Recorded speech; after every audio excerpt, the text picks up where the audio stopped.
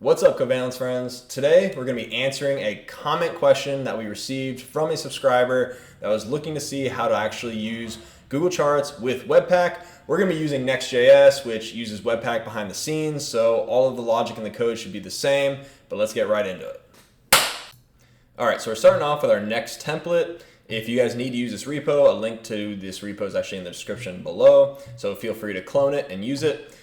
But what we're going to do first is we're actually going to get some sample data. So the sample data we're going to use, we're going to export a const called sample data.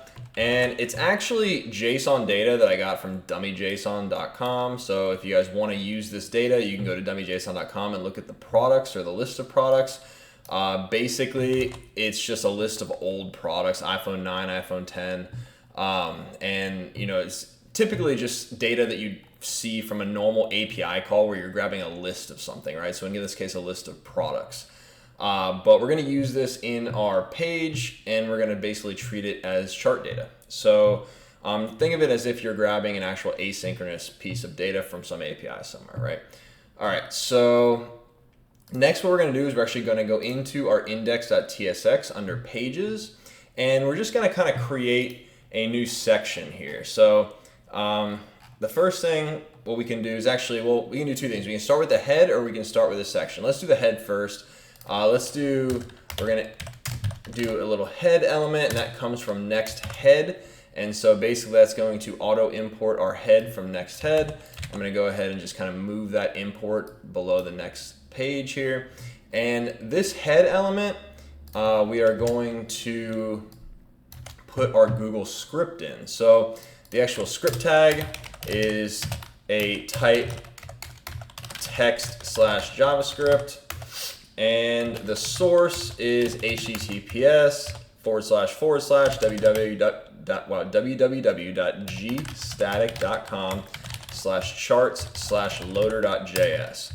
And that should be all we need for our script tag. So this element's going to place this script in the head, and it is going to load this content before the page loads, which is nice. Now what we can do is we can actually do a use effect here. So let's do use effect, and it's going to import it from React. Again, I like to keep everything kind of in alphabetical order, so I'm going to move this up to there. And we are going to load our charts. So we're going to do an empty array to make sure this use effect only runs once. And we're going to call, but before we do, we're going to call google.charts.load, and it's going to be current, and we're going to have packages, and we're going to do core chart.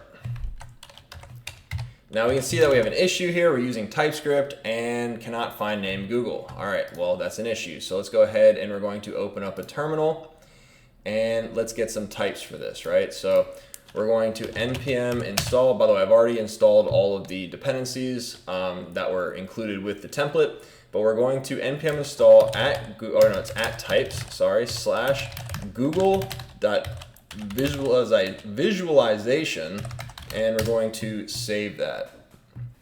So that should go ahead and load that, and then it should automatically update, and now we have typings for Google, namespace Google, namespace charts, and the function load. So we are good. We have our package core chart going to be loading up. And the next thing that we need to do is that we need to define a draw function, and we also need to define some elements, right? So let's go ahead and create a section, and let's go ahead and kind of give it some padding just so that we have a little bit of, extra room here to see things. So let's go ahead and just copy this class name that's on this div here, and we're going to give it to this section. So we're going to center text. We don't need the center text, but it's fine. We'll leave it. And then we'll have py10 just to give it some spacing. All right, and then let's go ahead and put two divs in here. So let's do div, and we're going to say ref equals, and it's going to be a py-l, and let's do a bar-l. Now we actually need to create these py-l's and bar-l's. So we are going to import useRef, and we can then say const py-l equals useRef, and it's going to be of type HTML div element, and it's going to be null at first. And we can do the exact same thing for the bar L. All right, perfect. All right, so we have our two refs and we have actual references to our elements. So we can actually create a draw function now, and then we can set our callback. So for the draw function, I typically like to use memos for defining functions. It makes it so that the function is only defined once, but go ahead and just define it as a function if you want. But I like to say const draw equals use memo, and it should auto import that right here. So we have use memo, and what it is you're passing in a function that actually returns a function, and then we're going to pass in an empty array because we don't need to have any dependencies. Now you could pass in pyl and barl, or pyl.current and barl.current. You don't need to in this case. You might have a use case where you might need to do this, but in this particular case, you're not going to need it. But if you do have any issues, try putting that in as a dependency, because we will be referencing this when we draw the chart. So for drawing the chart, we are going to create our data table. We are going to say let data, or just say const. I guess we'll use all const. Const data equals new google.visualization.data table. And we're going to have some options. Well, I guess we'll just do const options as well. Const options equals, and we'll have title, products, and let's do width 400, height 300, just to keep that 4:3 ratio. All right, so we have our options, and we're going to do our column, data.add column. Let's say it's a type string, and it'll be product, and then data.add column number, and let's do price.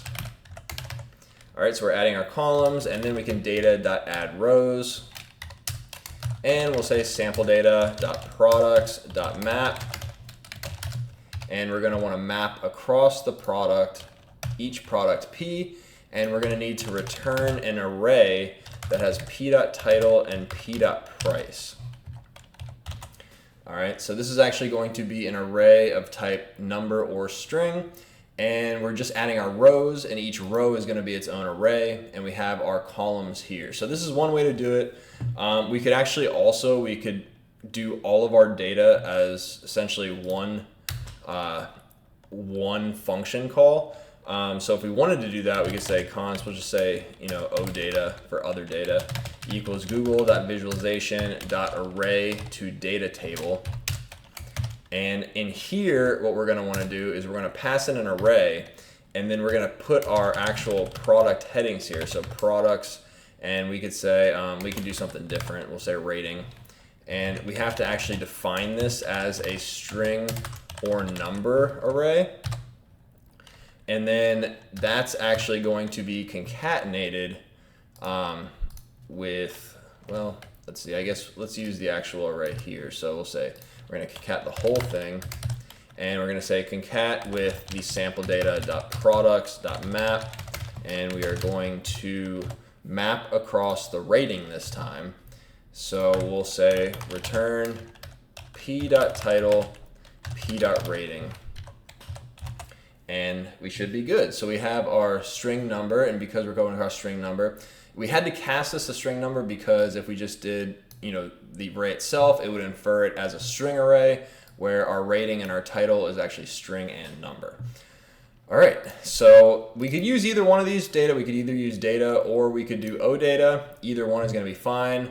Let's go ahead and we'll use both of them, but let's just stick with data first. And so let's create our pie chart. So const pie chart equals, and it's going to be new google.visualization.pie chart. And we're going to pass in pyl. All right, doesn't like it. It's because it might be null, so we actually have to cast it as an HTML. You can cast it as an HTML element, it's fine. Oh, HTML div element. No, still doesn't like it. What do we got here? Oh, pyl, because it's current. There we go. It's a ref. Remember, guys, it wasn't the actual element. We're using ref. So we have to actually use pyl.current as HTML div element. You probably could stick with just HTML element to this function just accepts an element, so you could actually cast it as just an element if you want. Either one, doesn't matter. And we can do our bar chart as well the exact same way, except it's going to be bar L this time. All right, so we have, oh, we need bar chart too. There we go. All right, pie chart, bar chart, and we're gonna load both of these. And let's actually see if we can make this look good on both, or we can see the whole thing. So let's use a little Tailwind, why not? If you guys don't know what Tailwind is, tailwindcss.com, highly recommend you check it out. It's no affiliation, no sponsorship, I just like using the library. But we can actually make this a little grid, and we can say grid calls to, and we'll put a gap in between them as well. So basically what we're doing is we're just making this section a grid with 2 columns. So it's gonna take these 2 divs, make them 2 columns, and we're gonna put a gap 32 in there. The 32 is just a denomination made by Tailwind to specify exactly how far the gap's actually going to be. So a little quick Tailwind lesson as well. So we should be able to run this. We forgot to actually call the function to draw. So the function to draw is google.charts.setOnLoad callback, and that takes in a function, and we're going to pass in that memoized function that we have. So we have draw, use memo, and we should be pretty much good. So let's see, we should be able to run this, npm run dev, let this load, and then we're gonna pop open a browser.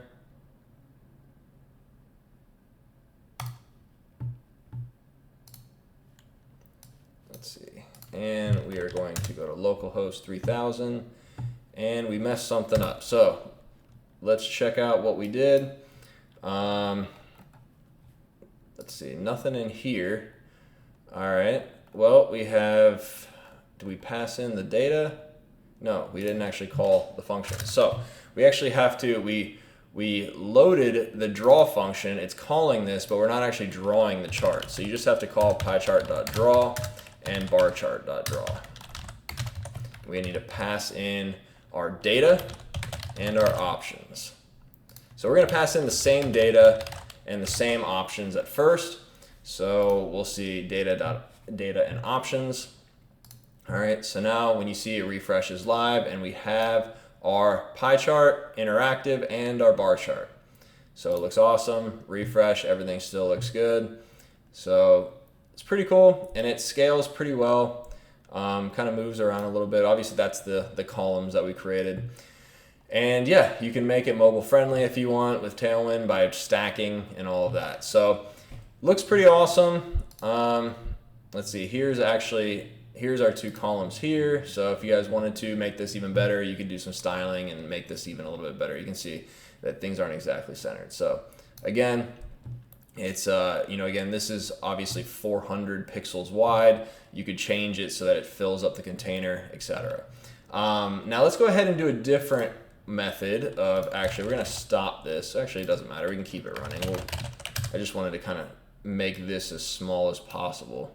I think hopefully that did completely go away. But anyway, let's go ahead and we're going to, oh, you know what? We do actually need to go ahead and grab a new library. So let's go ahead and npm install.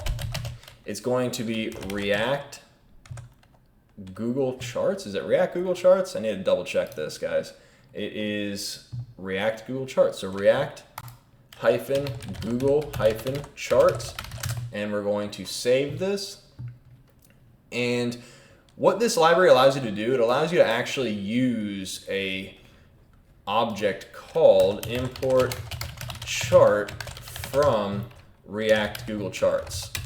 So we can go ahead, it's typed friendly and everything, so you actually have typings for your chart, and we're importing it from React Google Charts. Let's go ahead and move this under React. And if you don't need these styles, we can remove these styles, we're not using them. And this actually loads the library for you as well. So just to kind of showcase this, we're going to remove the head, and we're going to remove this use effect here. And we're going to remove Let's see what else. Let's just remove the piles and everything as well. So now obviously we have to, all right, so we're just gonna remove everything. Let's go ahead and remove, let's see, yep, let's just remove everything. So we're gonna remove all this as well. So we'll uncomment it again at some point, but for now, we are going to basically just completely eliminate this. And what we're gonna do instead is we're actually gonna add our chart just right here. So what we can see here is that we can actually do chart type. It actually has all the typings for this. And we're gonna add a pie chart. And then we're actually gonna have a data tab where we're gonna pass in our data. But we actually need to define our data because we basically commented it out. And so to define our data, what we can do is, since we're not using, we still have the typings, but we don't actually have the Google global namespace. It may still exist. I think it actually does put it on the window. So if you wanted to use your Google functions, you could, because the actual charting library will load it. But just to keep things consistent, you don't necessarily need it. You could actually just use something like a state property. So you could say const data equals use state. And if you don't know your React very well, I highly recommend you check out our community membership, because we have an awesome React course and our community membership is super cheap. So we'll put a link to that in the description below. It might be the pinned comment as well. So check that out. But what we're gonna do is we're actually just going to basically copy the O data here that we have. So let's go ahead and just kind of copy this. Let's see. Let's do just this guy here. So we're going to copy, there we go, that should work. And then we just need to uncomment, and boom, looks pretty good. All right, so we're basically doing a use state. We're passing in a default value, and our default value is going to be our array, right? Our rating array. And if you needed to, if it was asynchronous, you'd obviously have a function here called setData, and then you may have some sort of actual effect here where you have some sort of loader, and you have a use effect that calls an API request that actually retrieves the data, and then you actually call setData. We're just gonna pass it in as default data for now. But if you needed to, this also works asynchronously just fine. And if you need to redraw it, you can obviously redraw it. So in fact, what we could do is we can even do a use effect here just to kind of showcase this, and we will actually change it to be our other type of product. So what we can do is we'll have data, and then what we'll call is a set timeout, and we will wait, let's just say 4 seconds, and then we'll call set data, and we're going to set it with new data that is actually price, p.price. All right, so it'll show you kind of reload the data. Now it's pretty close, so I don't know how drastically different the charts are gonna be, but we have our pie chart now. We can copy this and create our bar chart. And the chart types, if you wanted to look up the chart types, we could actually dive into this, and we could see that declare type, they actually have annotation chart, area chart. We have all these different charts that you can choose from, which is pretty awesome. And it'll load the libraries that you need, so it's very convenient. And if you need to, if you don't want to use data as, you know, basically the array to data table, which is kind of this function here, this OData, if you wanted to add the columns and the rows separately, you actually can. You could do, they have properties on here that is, let's see, rows, right? And you pass in the rows, and then columns. And you pass in your rows and columns separately, which is super nice. And you also have the options as well. So if we wanted to keep our options in here, we could pass in an object. And we could say width 400, height 300 to keep those the same. And were there any other options that we used? Let's see, products title. So if we went on to keep this as well, we could put this title in here too. So we'll put title. All right, so we have our pie chart and our bar chart. Let's go ahead and run this real quick. No, we do not want to do that. And once this loads, we should be able to refresh, and we really shouldn't see too much change other than the title should be, or the actual y-axis should be rating instead of price, but then after 4 seconds, it should actually change to price. So let's go ahead and load this.